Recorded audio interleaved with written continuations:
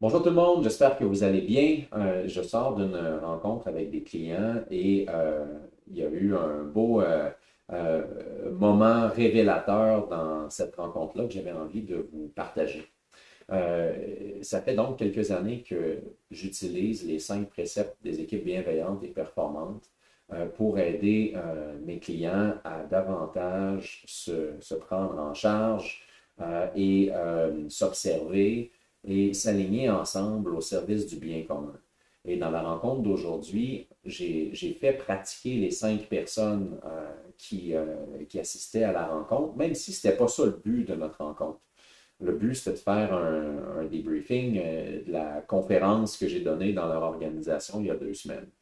Et donc, j'ai copié le lien qui est sur mon site web dans la fenêtre parce que la rencontre avait lieu en ligne.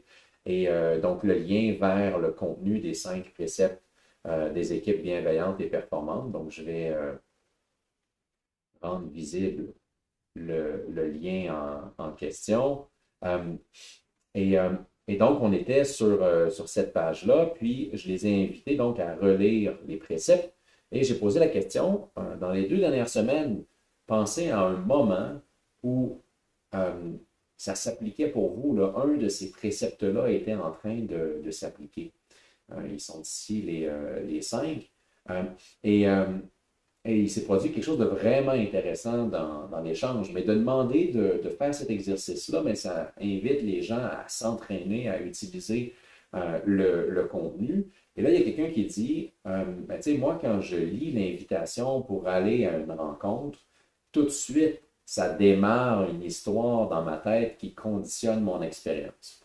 Et, euh, et donc là, dans son témoignage, la personne elle va un petit peu plus loin. Puis là, on va à la personne suivante. C'est quoi son anecdote? Lequel des préceptes elle aurait aimé se rappeler à ce moment-là, ou lequel elle a utilisé puis ça a été utile. Et là, à la fin, donc, on fait un autre tour d'écran. Et là, je parle d'un exercice de 20 minutes. OK?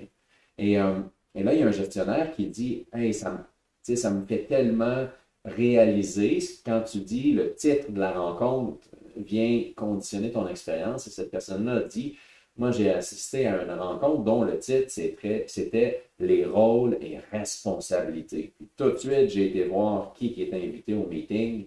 Puis déjà, je me préparais avec une pression sur les épaules, les rôles, les responsabilités, c'est important ici. Et déjà, donc, le titre conditionnait mon expérience.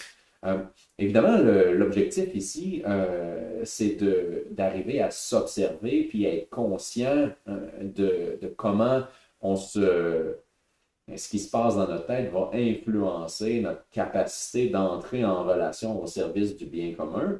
Euh, mais c'était aussi intéressant, c'est quoi les titres qu'on met à nos rencontres, puis c'est quoi l'impact sur la capacité des gens d'entrer dans une qualité d'interaction qui est cohérente au type d'objectifs qu'on veut accomplir, ou même aux valeurs de notre organisation.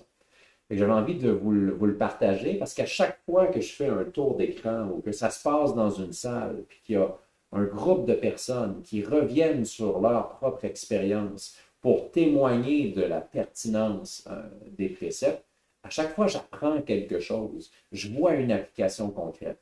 Et donc, cette fois-ci, c'est le titre qu'on met dans la rencontre.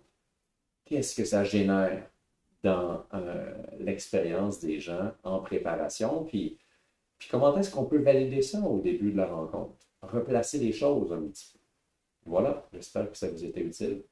À bientôt.